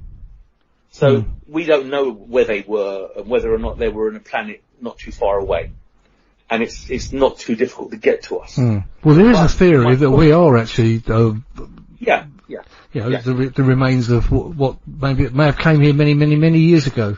So you know what, that makes sense, because if you speak to the scientists, they'll tell you that the human race were all Negroes at the beginning. Yep. Everyone was black, so they're the human race, and then slowly that gene pool got diluted with various other DNA. So that would explain how the Chinese, for example, and the Japanese are so different from us, and yet they're human.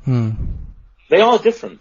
And so are other Asians, and black people are different in their own way, and all sorts of people. They're all different, but we're all human. So is it possible we share DNA, and we have had a dilution from an outside source? You know what? I don't know. It's a good story. It's a great story. Yeah, I mean, you could make a lot of money if you could actually answer that anyway. Yeah. I know there's millions of theories about it. Yeah.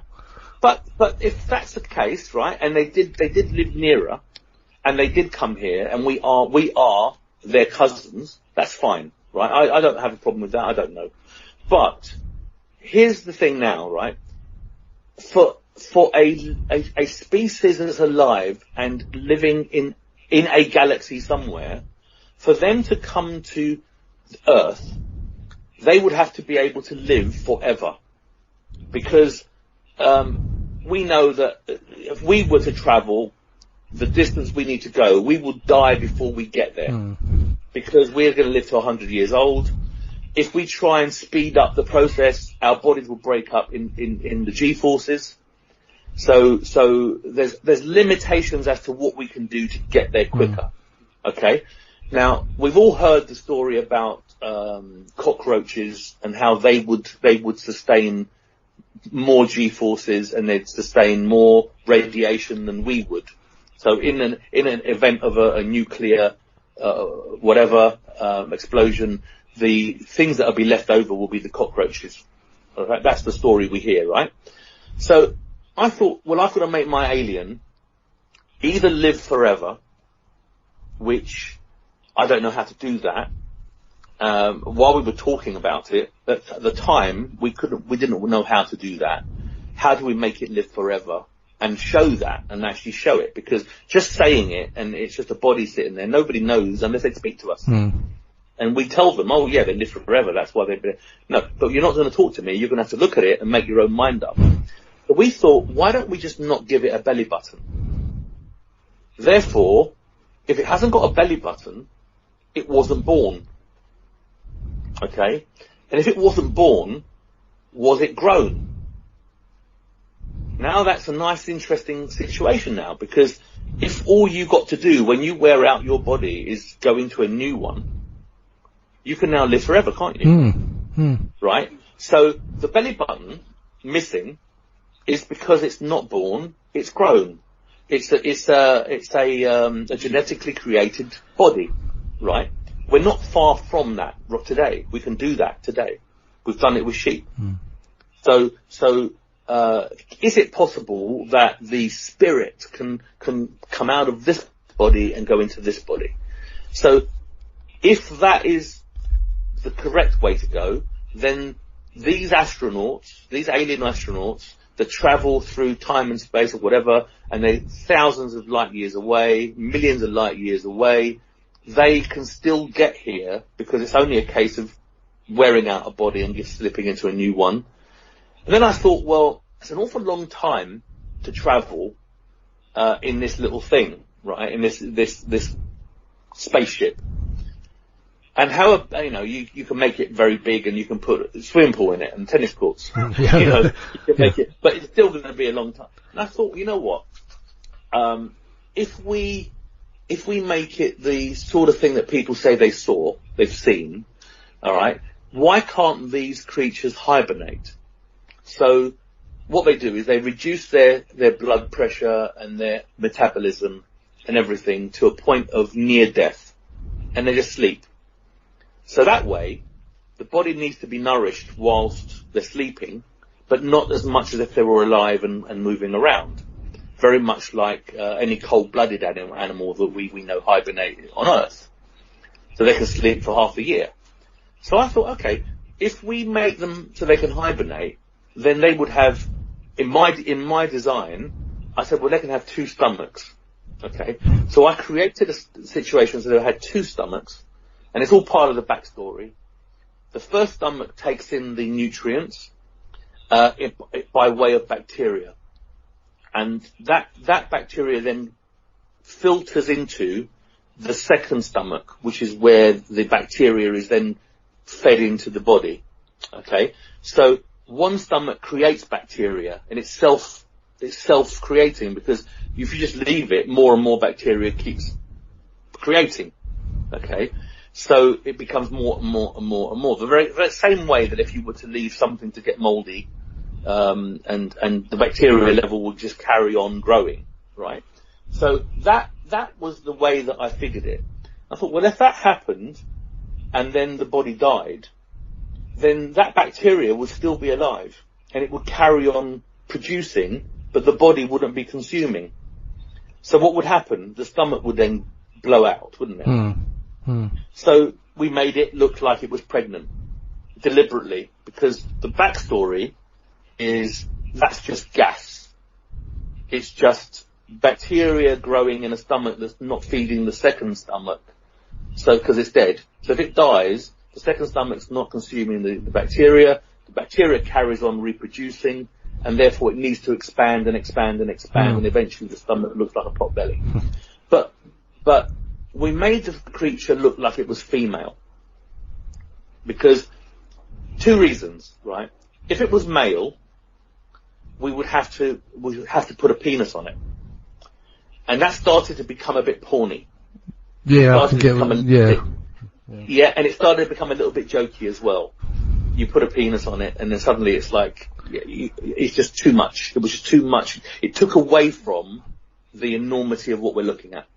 So I thought, okay, there's a joke that goes around. Basically the joke goes, when God made men, she was only joking, right? So because our common bias is that God is a man, and that, in old days, and not so much today, but 20 years ago, if you said a doctor, you immediately assume it's a man. If you said an architect, you immediately assume it's a man. If you said, that's how society was biased. I mean, nowadays, even a lorry driver or bus driver, yeah, you're right. Yeah. So God is a man, right? So that was the joke. But when you say aliens, are we automatically thinking they're men? So I thought, well, by making it a woman, or at least female looking, that puts the cat amongst the pigeons, because suddenly it jars with your bias, and it's like, well, why would a hoaxer do that?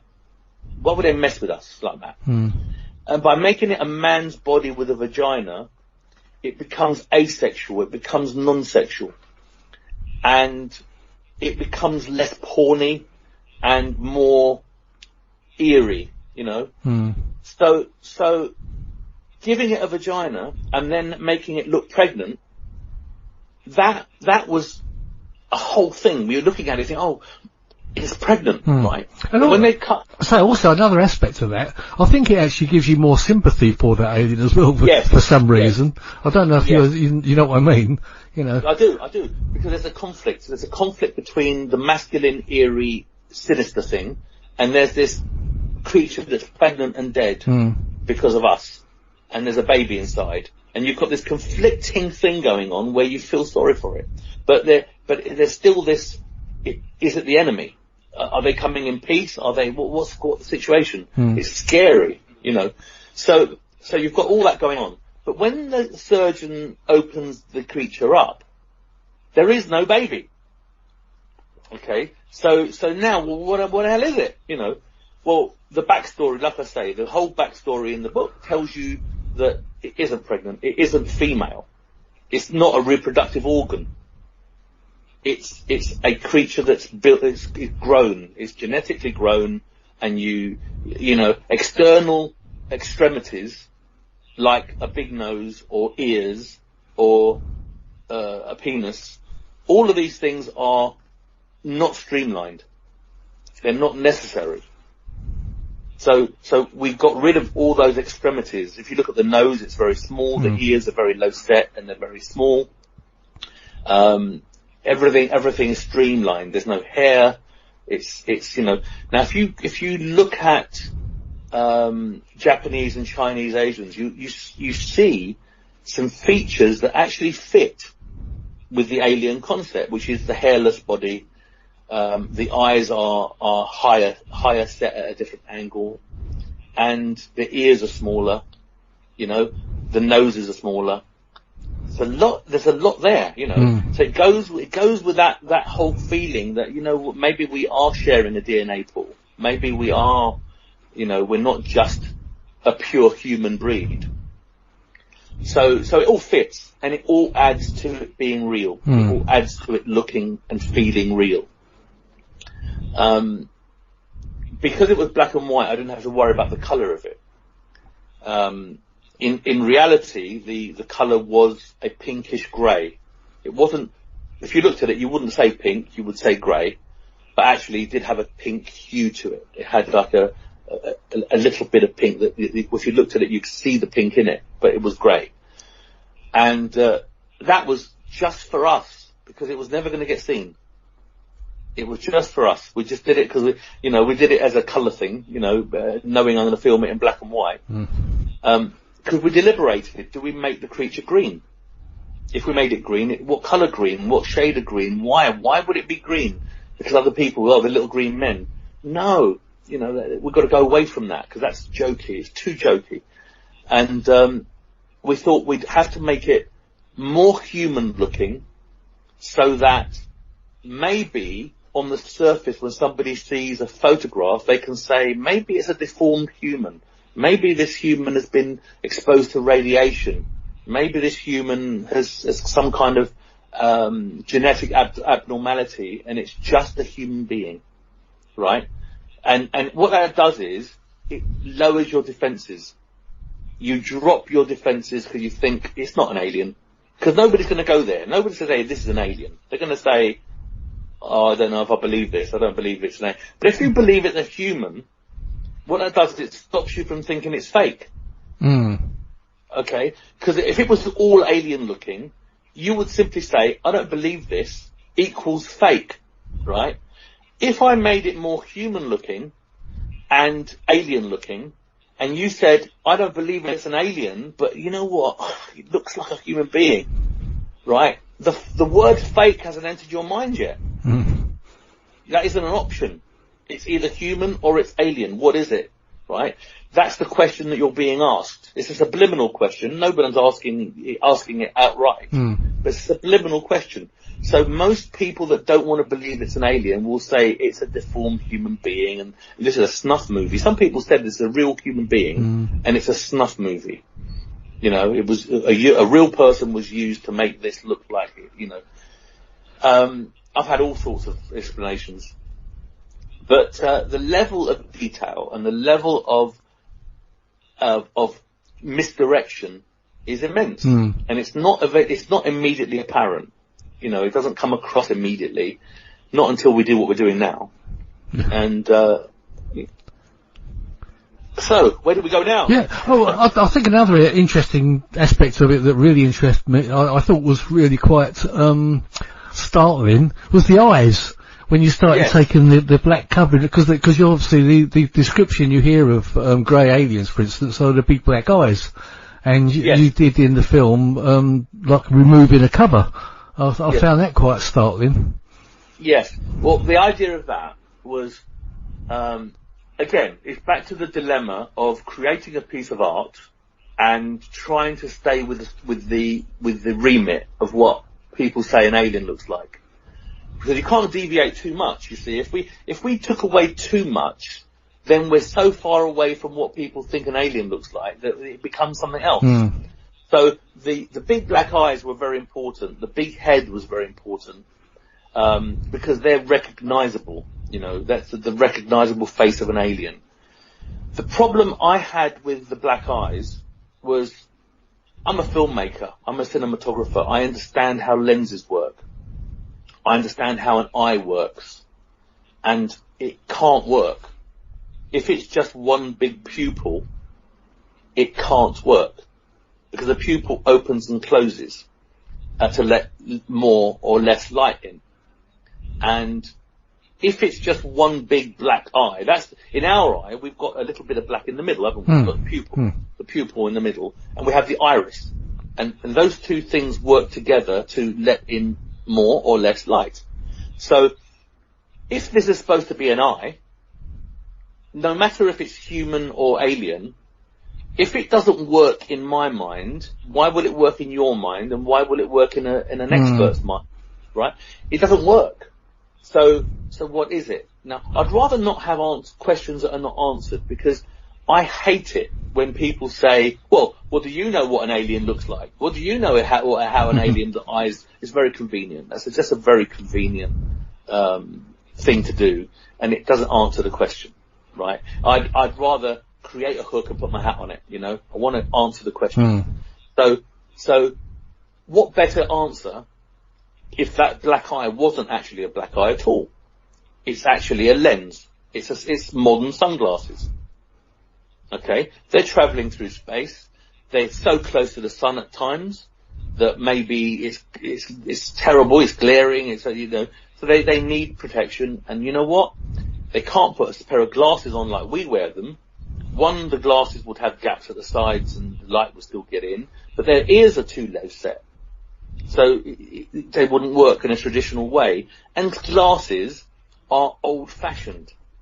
You know, if you go back really a long way and you get the monocle, and then some bright spark said, you know what, if we put a little bridge here to sit on our nose, and if we put legs over here, we put them on our ears, and they stay on. They're quite convenient ears, aren't they? Yeah, but the glasses in themselves are actually quite a basic design. Yeah. They're not. They're a design. They're a necessity of design, not an invention. You know, somebody thought, well, I can put a piece of lens in front of my eye, and I can put it on a chain, and I can just close the other eye, and I can see, I can read, but that's inconvenient, you know. So it's only a necessity. They slowly thought, well, you know what, we should have one for each eye. But how do we keep it together? Well, we'll put a bridge. You know what? That bridge looks like it sit on your nose. You know, it's a necessity of design, right? It's a sequence of events that made something that was necessary, and they designed it by default. Nobody sat there at one drawing and said, right, these are glasses and they're going to be like this. It happened bit by bit. So for a modern creature, especially the shape of head and where the ears are and the whole thing, they would already be ahead of us. So contact lenses are something we're here already. We've already got contact lenses.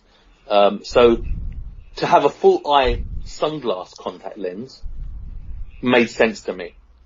So I said to John, paint an eyeball on the creature, make it realistic, and then what we'll do is we'll put some Vaseline or something into the eye to stop it sticking, and then we'll put some black latex into the eye, paint it in, let it dry, and now we've got a perfectly fitting rubber black cover that we can take off.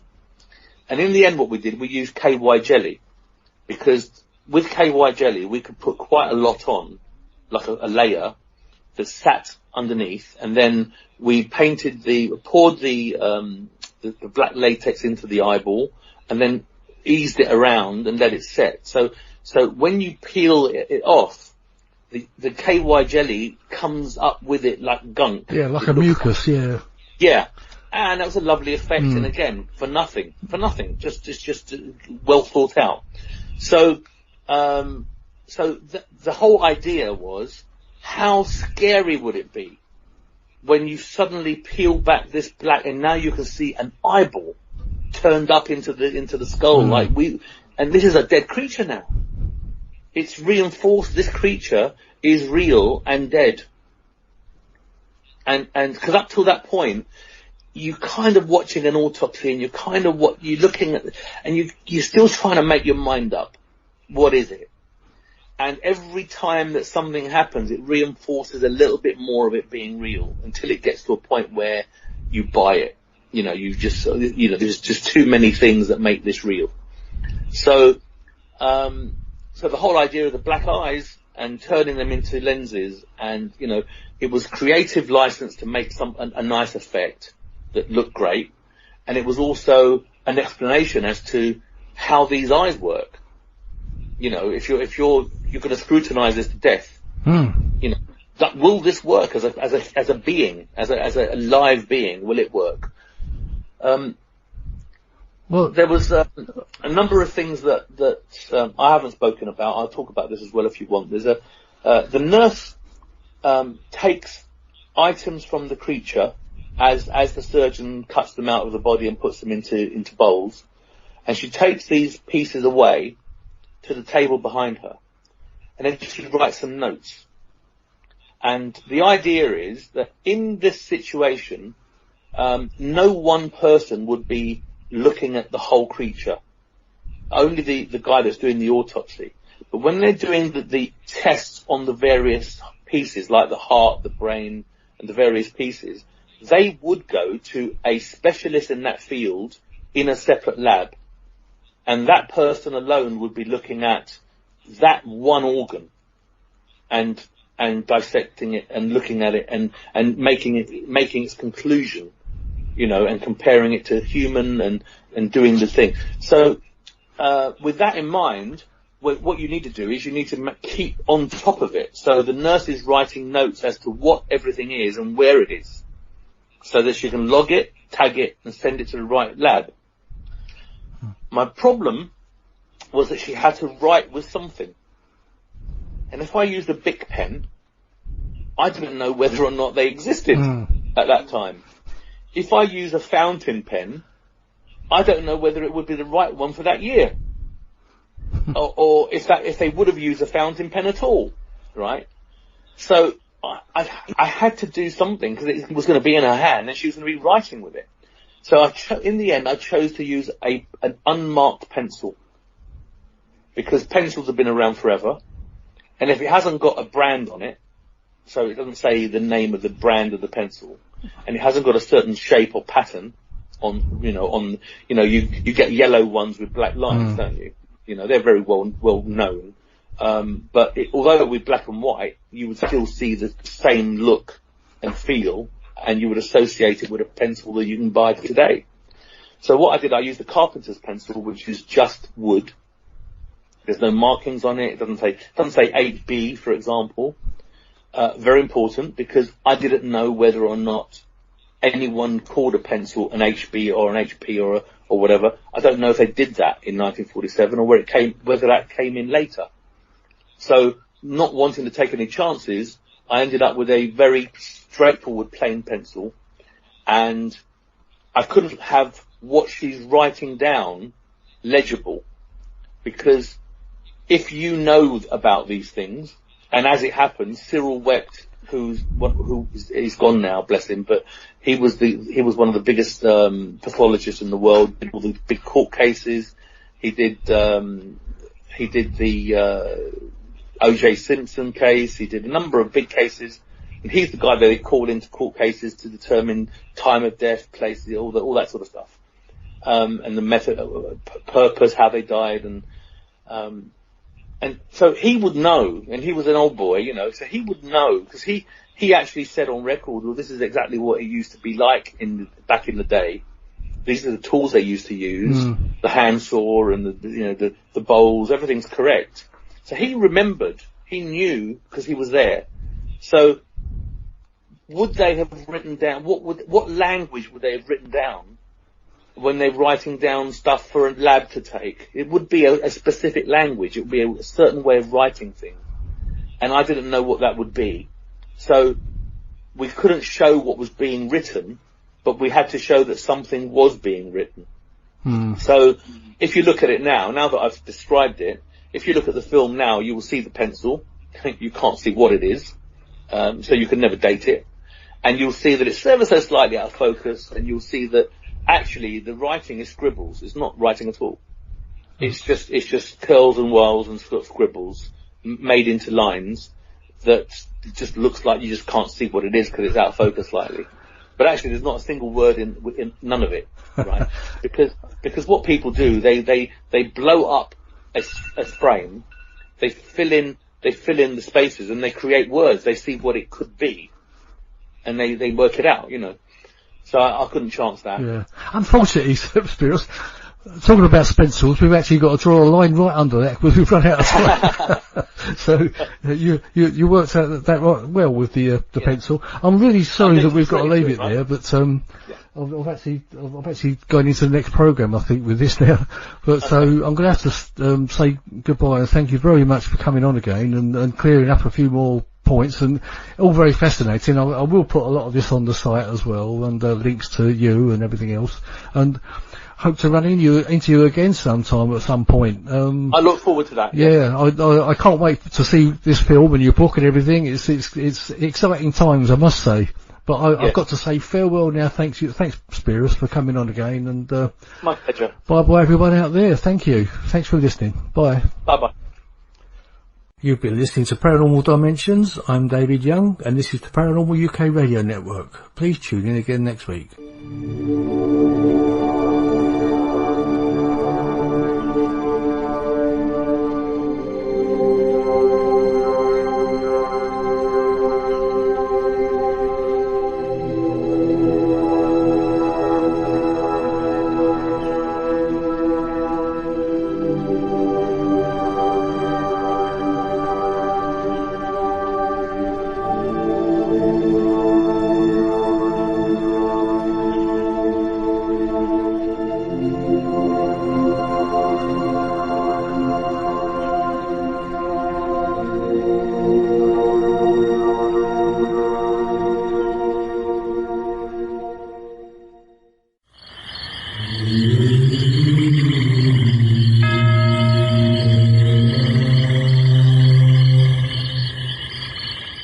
Paranormal Dimensions is a regular feature on Mondays on the Paranormal UK Radio Network.